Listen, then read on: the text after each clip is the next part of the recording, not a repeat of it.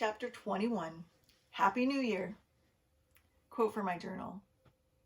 I am ready for a few things. I'm ready to have my hair again. I want to wash it, blow dry it, style it, braid it, pull it up in a ponytail, curl it, straighten it, you name it. I want it back. Number 2. I am ready to have my normal sense of taste back. I can't describe how weird my taste is, but I am ready for the weirdness to be gone. Number 3. I am ready to not talk about cancer anymore. Almost everywhere I go, it's always the same thing. How are you doing? Only 2 treatments left. Hooray! Hang in there. You look beautiful. All of those comments are wonderful, and I'm so appreciative of everyone's love and concern. But I don't want to talk about cancer anymore. Number 4. I am ready to have my energy back. I hate having to plan my days with time for a rest after every little thing I do.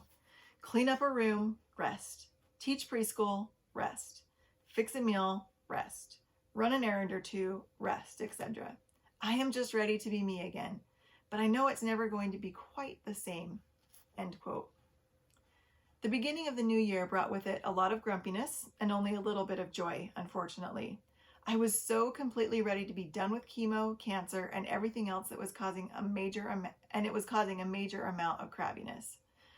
I was delighted and thankful, of course, to be celebrating a new year, when just a few months prior I was unsure if I would be around to celebrate any more New Year's. I always had that piece of gratitude in the back of my mind, but it was very hard to celebrate and be happy when I just felt awful.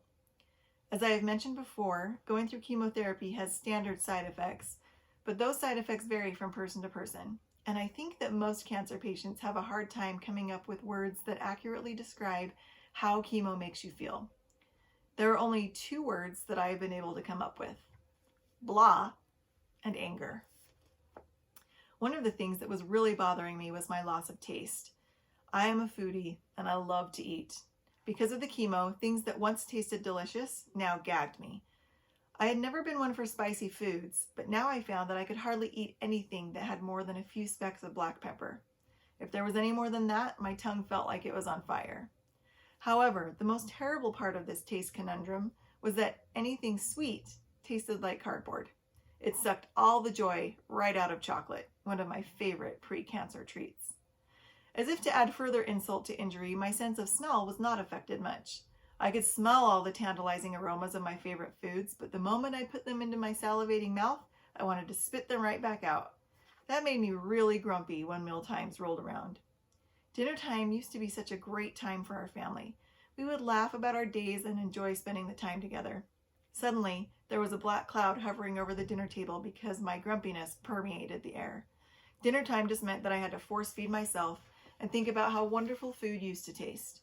I couldn't focus on having a conversation with my family because I was too determined to be cantankerous about my ailing taste buds. Another thing that was really eating away at me was my baldness. I really missed my hair. It had been fun to try out different knots and styles with the scarves. I had even learned how to accessorize them with flower clips, but the funness had now worn off. Pretty sure I made up a new word there, but it fits.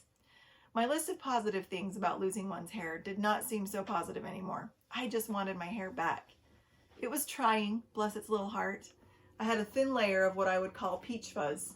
It was so tiny, fine, and wispy that I couldn't even take a picture of it, but it was there, and it brought a tiny dose of excitement to my pity party. I considered myself a pretty positive person, and usually could pick out the bright side of every situation.